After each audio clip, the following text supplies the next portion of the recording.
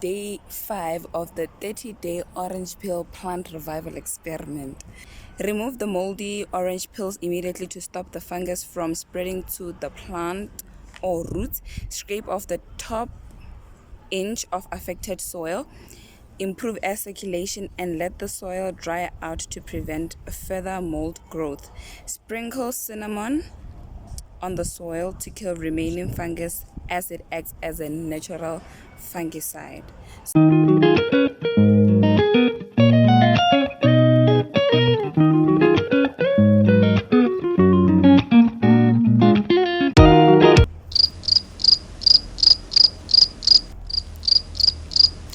Dear, I'm just gonna put until my ancestors tell me. It's enough.